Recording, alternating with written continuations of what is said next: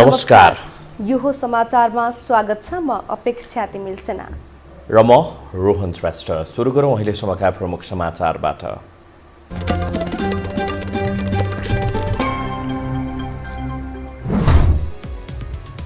आगामी मङ्सिरमा महाधिवेशन गर्ने एमालेको निर्णय, प्रधानमन्त्री ओलीले महासचिव बाहेक सबै पदाधिकारी हटाए।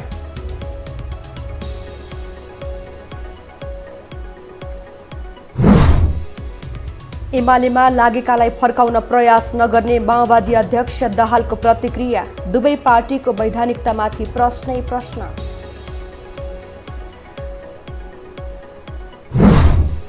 कांग्रेस नेतृत्वको सरकार बनाउन लाग्नुपर्ने नेता कोइराला र थापाको भनाई, जसपाद्वारा नयाँ प्रधानमन्त्री पदमा दाबी।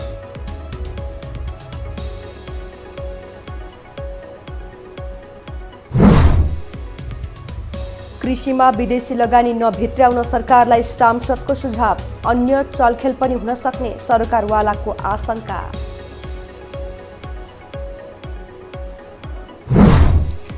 र काठमाडौँ मेयर्स कप एक दिवसीय पुरुष क्रिकेटको फाइनल भोलि, एपीएफ र पुलिस उपाधि आफ्नो पोल्टामा पार्ने दाउमा।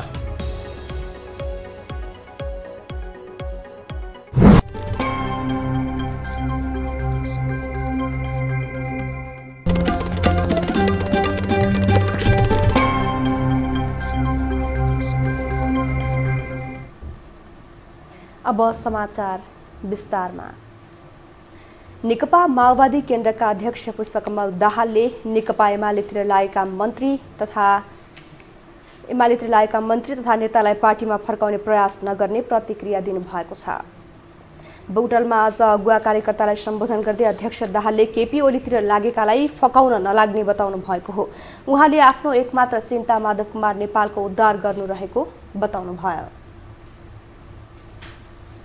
अहिले पनि त्यो षड्यन्त्र जारी छ। अनौठो परिघटना तपाईहरुले देख्नु परेको छ। म कसैलाई गाली गर्न गइराखेको होइन, तर एउटा गम्भीर प्रश्न तपाई हामी नेपाली जनताका अगाडि खडा भएको छ।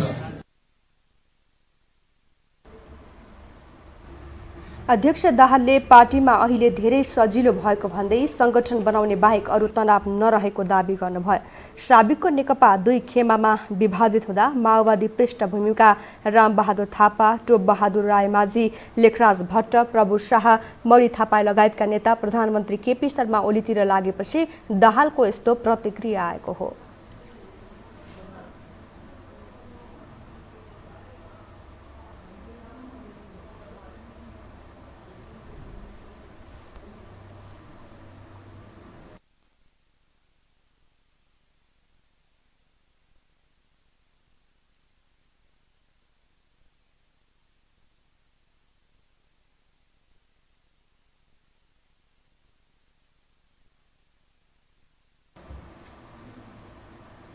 सर्वोच्च अदालतले नेकपा एमाले र माओवादी केन्द्रको एकता भङ्ग गरिदिएसँगै नेकपा भित्रको घर झगडा एमालेमा सरेको छ। प्रधानमन्त्री केपी शर्मा ओली पक्ष र माधव कुमार नेपाल पक्ष बीचको कलहले कारबाही र वाद प्रतिवाद सुरु भएको हो। एक रिपोर्ट। प्रधानमन्त्री केपी शर्मा ओलीले शुक्रबार सत्तारूढ नेकपा एमालेको बैठक गरेर पदाधिकारी खारेजदेखि केन्द्रीय कमिटीलाई महाधिवेशन आयोजक कमिटीमा रूपान्तरणसम्मको निर्णय गरे। आफू नेतृत्वको ओली पक्ष मात्रै सहभागी बैठकमा माधव कुमार नेपाल पक्षको सहभागिता बिनै ओलीले निर्णय गरेका हुन्। एमालेको पदाधिकारीमा अध्यक्ष केपी शर्मा ओली, उपाध्यक्षहरू वामदेव गौतम, विद्यादेवी भण्डारी, भीम रावल, अष्टलक्ष्मी साक्य र युवराज गेवाली थिए। तर ओलीले अध्यक्ष र महासचिव बाहेकका पदाधिकारी खारेज गर्ने एकल निर्णय गरेपछि नेपाल पक्षले आफूपक्षीय स्थायी कमिटी बैठक नै गर्यो। नेपाल पक्ष सहभागी नभएको बैठक मार्फत ओलीले आगामी मङ्सिर 2 देखि 6 गतेसम्म महाधिवेशन गर्ने निर्णयपछि मात्रै अर्को बैठकमा माधव कुमार नेपाल र झलनाथ खनाल लगायतका नेतालाई बोलाउन महासचिव ईश्वर पोखरेललाई निर्देशन दिए। यसले नेपाल पक्षलाई ओलीले उपेक्षा गरेको देखाउँछ। नेकपा रहँदा दाहालतिर ढल्किएर ओली विरुद्ध लागेको नेपाल पक्ष एमालेमा फर्किएपछि ओली आक्रामक नीतिका साथ अघि बढेको देखिन्छ। तर नेपाल पक्षले पार्टीको केन्द्रीय कमिटीमा दुवैको संख्या हाराहारी रहेकाले एक्लै निर्णय गर्न खोजे दुर्भाग्य हुने बताउँछ। यो त्यति सजिलो छैन। किन सजिलो छैन भने त्यहाँ भित्रको शक्ति सन्तुलन बराबरीको स्थितिमा छ, हाराहारीको स्थितिमा छ।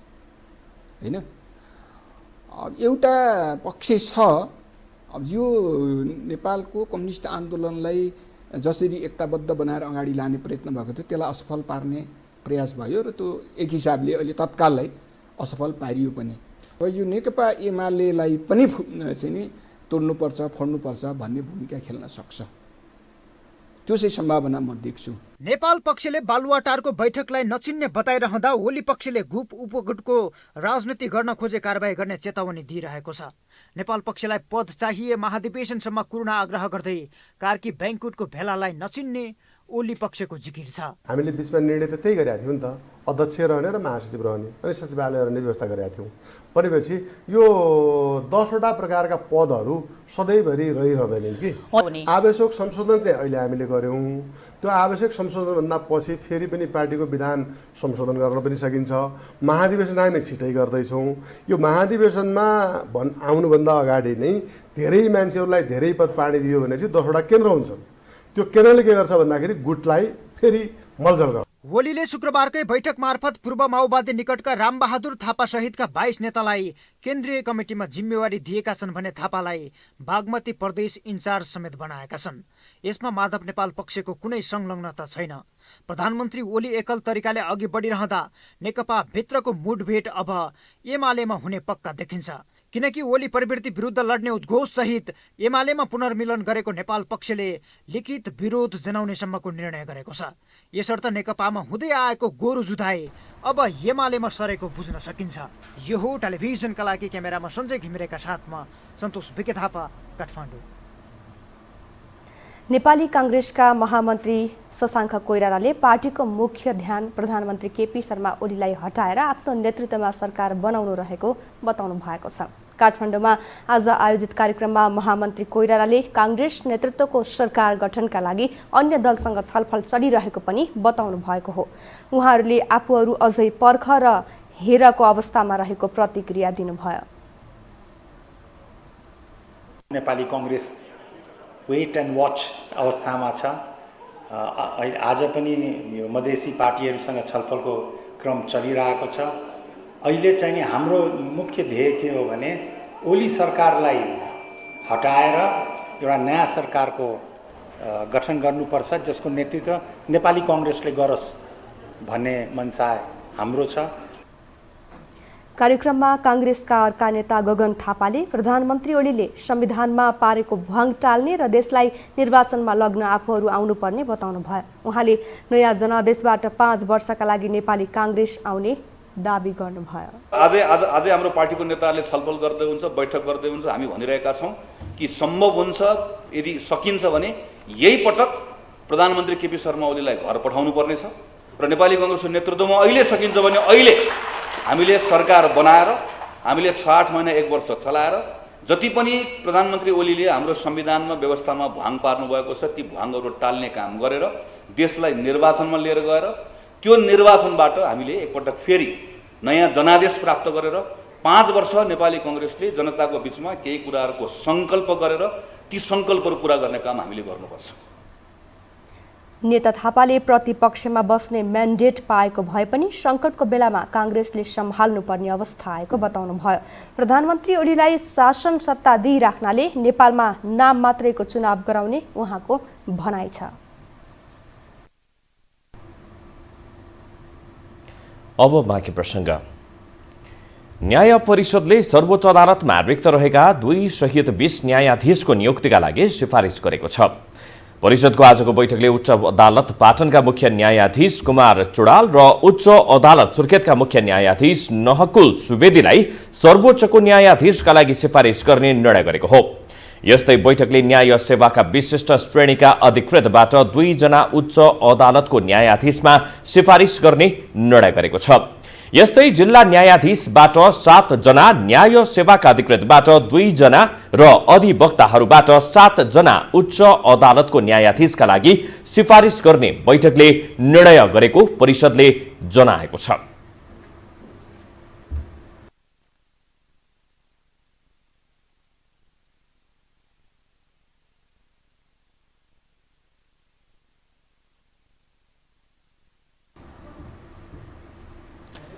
सर्वोच्चको फैसलापछि नेकपा एमाले र माओवादी केन्द्र मिलेर बनेको नेपाल कम्युनिस्ट पार्टी नेकपा विधिवत विघटन भयो। अदालतको निर्णयले दुई पार्टी पूर्ववत अवस्थामा फर्किए, तर उनीहरूको वैधानिकतामाथि भने प्रश्न खडा गरेको छ।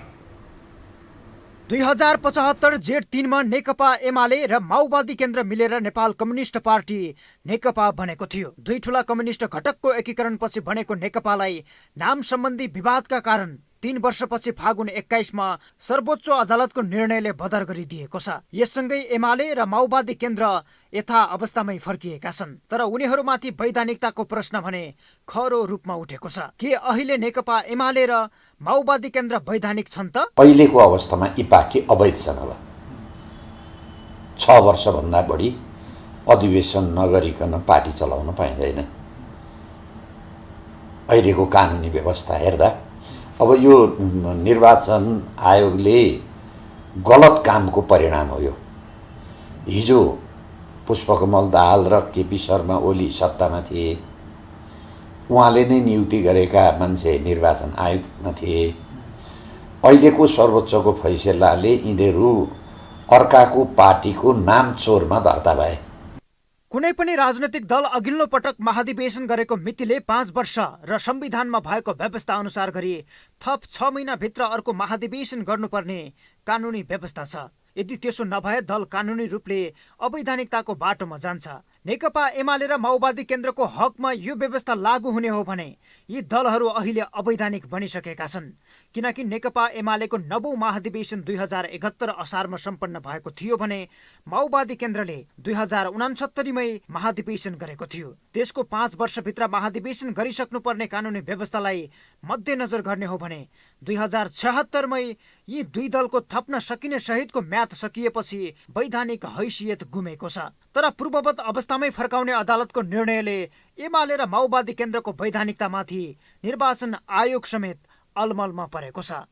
अब पूर्ववत अवस्थामा फर्केपछि अब सुरुको अवस्थामा रहने भन्ने कुरा चाहिँ यो कुरा अहिले मैले भन्न सक्ने अवस्था होइन। यसमा छलफल अथवा राजनीतिक दल सम्बन्धी ऐन नियममा भएको व्यवस्था र कानुनी रूपमा चाहिँ यसलाई स्पष्ट पार्नुपर्ने विषय हो।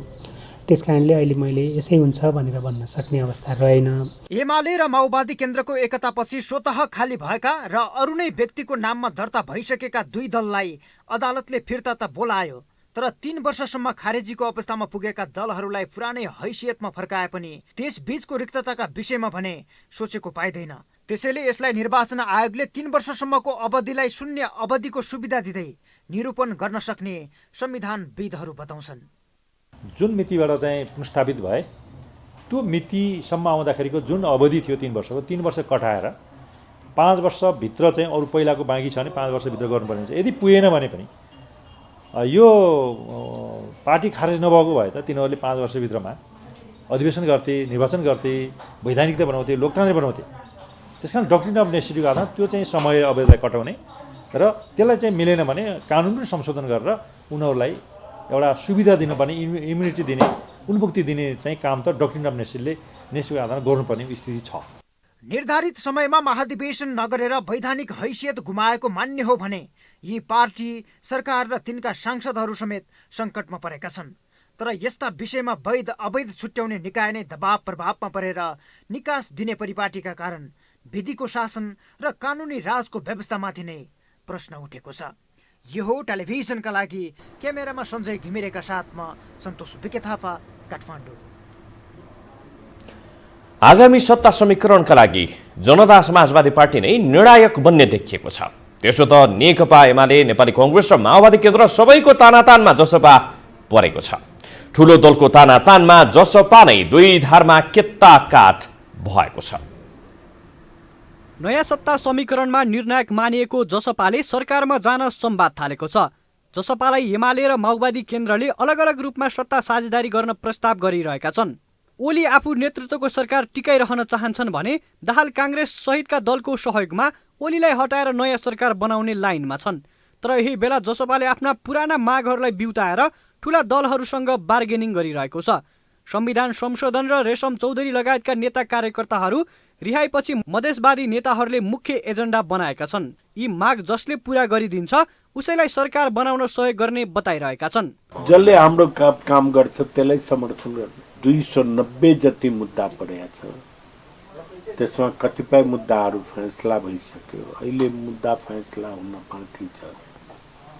करिब 50 जना अहिले पनि जेलमा बन्द छन्, अरूले तारिख खेपिराखेका छ, कति फरार छन् मुद्दाको कारणले। जसपाको यी मागलाई एमाले, कांग्रेस र माओवादी केन्द्रले समेत आधिकारिक रूपमा विश्वासको वचन दिइसकेको छैनन्। बिहिबार प्रधानमन्त्री ओलीसँगको भेटमा ओलीले जसपालाई आफू सकारात्मक रहेको प्रतिक्रिया दिएका थिए। कांग्रेस र माओवादी केन्द्रसँग संवाद गर्न पनि जसपाले यही मुद्दालाई मूल बनाएको छ।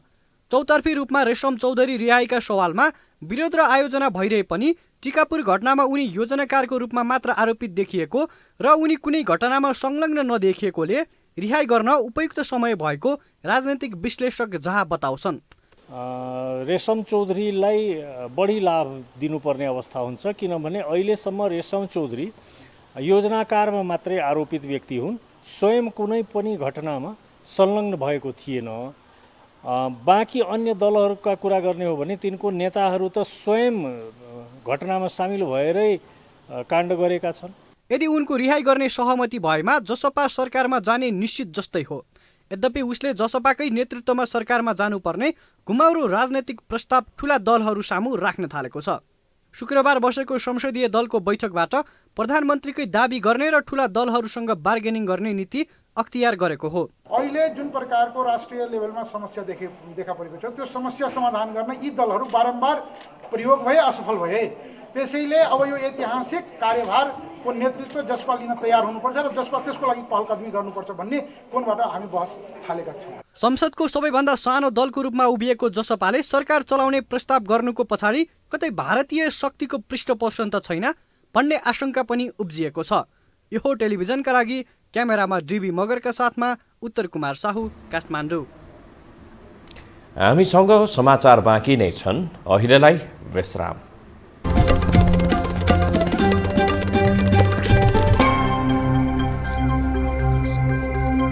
पछि स्वागत छ। अब बाँकी समाचार। संसदीय समितिले निशुल्क र गुणस्तरीय स्वास्थ्य सेवा पाउने नागरिकको हक सुनिश्चित गर्न सरकारलाई निर्देशन दिएको छ।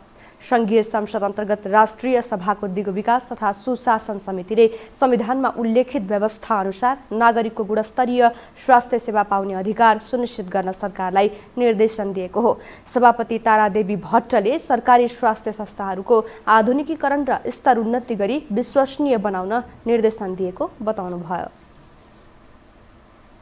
नेपालको संविधानको मर्मअनुसार नेपालीहरूले गुणस्तरीय स्वास्थ्य सेवा पाउनु पर्ने र आधारभूत स्वास्थ्य सेवा निशुल्क हुनुपर्ने मान्यता अनुसार सरकारी स्वास्थ्य संस्थाहरूको आधुनिकीकरण र स्तरोन्नति गर्दै विश्वसनीय बनाउन यो समिति नेपाल सरकारलाई निर्देशन दिन्छ। समितिले स्वास्थ्य खर्च कम गर्ने उपाय तथा अवलम्बन गर्नुपर्ने रणनीतिका सम्बन्धमा स्वास्थ्य विज्ञ, स्वास्थ्य मन्त्रालयका सचिव लगायतसँग छलफल गरी सरकारवाला मन्त्रालयलाई आवश्यक निर्देशन दिएको हो।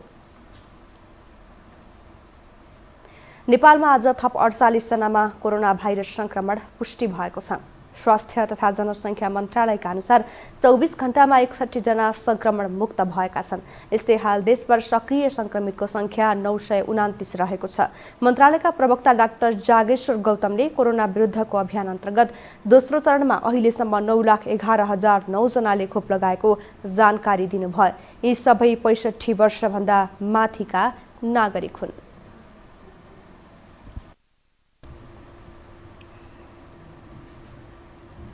अब पालो अर्थ समाचारको।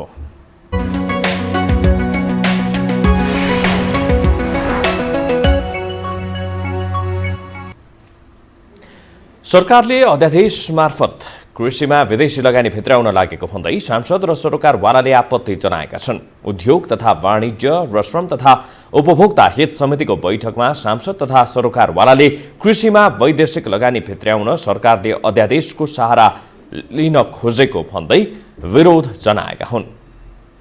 सांसदहरूले सरकारले अध्यादेश मार्फत कृषिमा विदेशी लगानी भित्राउन लागेको भन्दै आपत्ति जनाएका छन्। उद्योग तथा वाणिज्य र श्रम तथा उपभोक्ता हित समितिको बैठकमा उनीहरूले सानो प्वालबाट ठूलो छिद्र बनाएर विदेशीलाई छिराउने प्रयास गरिरहेको बताएका हुन्। सांसदहरूले कृषिमा विदेशी लगानी भित्रिए, परम्परागत कृषि प्रणालीको अन्त्य हुने र कृषकको रोजगारी गुम्ने तर्क गरे। जनताको मर्म विपरीत कृषिमा वैदेशिक लगानी भित्राउन लागि भन्दै उनीहरूले आपत्ति जनाए। वैदेशिक लगानीलाई प्रवेश गर्न नदिने भन्ने खालको चाहिँ हामी पुगेका हौँ।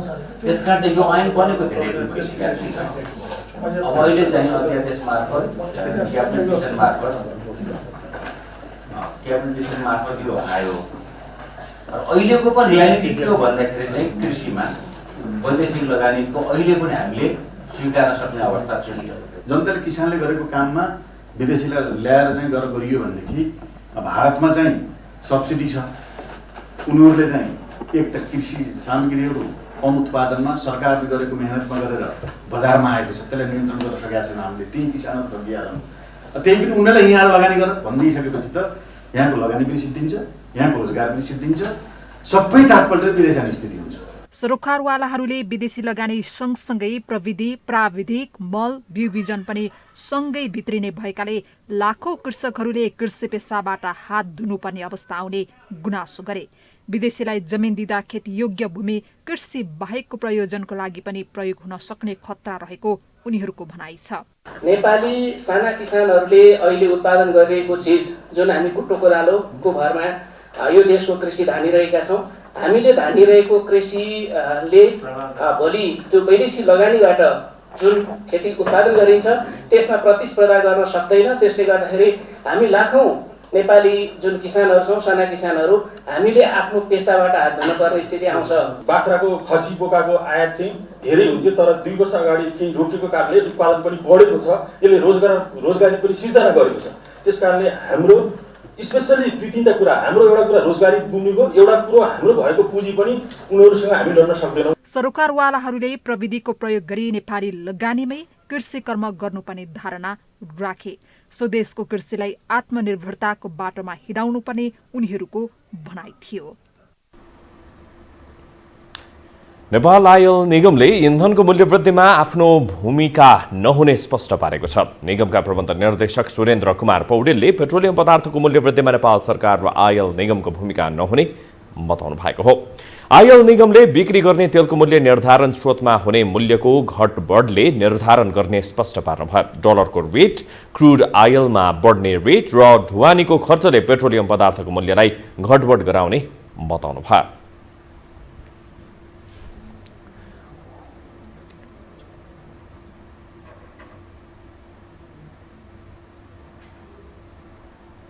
पेट्रोलियम पदार्थको मूल्य भनेको चाहिँ निगमको कन्ट्रोलमा अथवा देशको कन्ट्रोलमा रहने विषयवस्तु होइन। पेट्रोलियम पदार्थको मूल्यलाई बेसिकल्ली 3वटा कस्ट फ्याक्टरले इम्प्याक्ट गर्छ। एउटा कस्ट फ्याक्टर भनेको डलरको रेट, अर्को कस्ट फ्याक्टर भनेको क्रुड आयलमा जुन बढ्छ त्यसको रेट, तेस्रो फ्याक्टर भनेको निगमले कमाउने नाफा, निगमको खर्च का विषयहरू। यी 3टा विषयले डिजेल पेट्रोलियम पदार्थको मूल्यलाई निर्धारण गर्छ। यो मूल्य बढ्नमा सरकारको, निगमको कुनै पनि ठुलो के भन्छ यसमा भूमिका छैन र यो प्राकृतिक हिसाबले नै बढेको छ। प्रबन्ध निर्देशक पौडेलले समाचारमा आए जस्तो निगमको आन्तरिक खर्च र व्यवस्थापनको खर्च धान्ने विषय मूल्यसँग नजोडिने बताउनु भयो।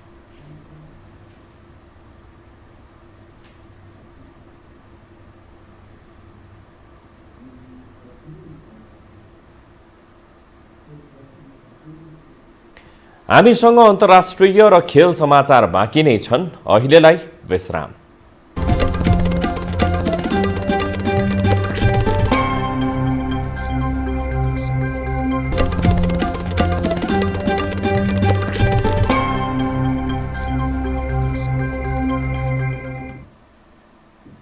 विश्रामपछि स्वागत छ। अब अन्तर्राष्ट्रिय समाचार।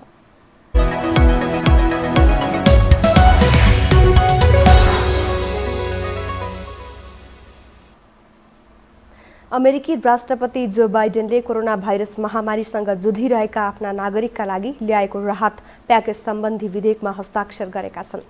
संसदको तल्लो सदनबाट पारित विधेयकमा राष्ट्रपति बाइडेनले हस्ताक्षर गरेसँगै यो विधेयकले कानुनी रूप लिएको छ। यो प्याकेज अन्तर्गत 19 अर्ब डलर बराबरको आर्थिक राहत प्याकेज कोभिड प्रभावित अमेरिकीहरूलाई सहायता स्वरूप प्रदान गरिनेछ। यसबाट करोडौं अमेरिकी नागरिक गरिबीबाट बाहिर निस्कने अनुमान गरिएको छ। यसलाई अमेरिकी इतिहासको सबैभन्दा धेरै खर्च रहेको विधेयकको रूपमा हेरिएको छ।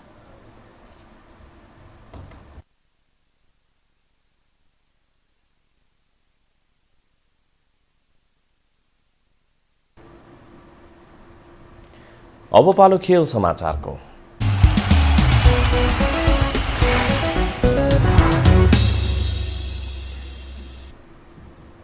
फिफा विश्वकप छनौट र एसियन कप छनौट अन्तर्गत नेपालले खेल्ने बाँकी खेल कुवेतमा आयोजना हुने भएको छ। नेपालको समूह बी का खेलहरू कुवेतमा हुने एएफसीले जनाएको छ। कोरोना भाइरसको महामारीले गर्दा अन्तर्राष्ट्रिय यात्रामा भएको प्रतिबन्धका कारण छनौटका बाँकी खेल न्युट्रल भेन्यूमा गर्न लागि हो। छनौटको बाँकी खेलहरू आगामी मे 31 देखि जुन 15 सम्म हुनेछ। छनौट अन्तर्गत अब नेपालले 3 खेल खेल्न बाँकी रहेको छ। यसअघि तिनै खेल नेपालले घरेलु मैदानमा खेल्ने तालिका रहेको थियो। नेपालले अस्ट्रेलिया, जोर्डन र चाइनिज ताइपेईसँग खेल्न बाँकी रहेको छ।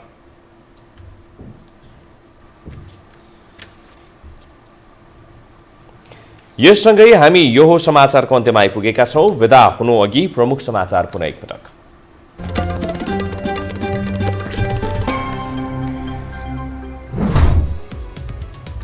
आगामी मङ्सिरमा महाधिवेशन गर्ने एमालेको निर्णय। प्रधानमन्त्री ओलीले महासचिव बाहेक सबै पदाधिकारी हटाए।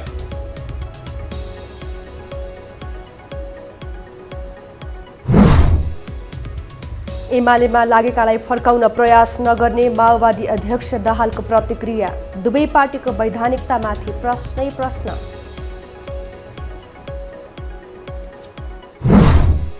कांग्रेस नेतृत्वको सरकार बनाउन लाग्नुपर्ने नेता कोइराला र थापाको भनाई। जसपाद्वारा नयाँ प्रधानमन्त्री पदमा दाबी।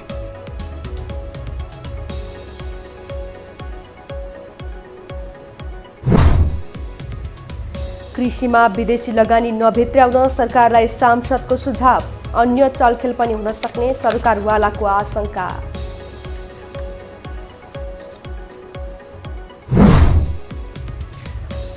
र काठमाडौँ मेयर्स कप 1 दिवसीय पुरुष क्रिकेटको फाइनल भोलि। एपीएफ र पुलिस उपाधि आफ्नो पोल्टामा पार्ने दाउमा।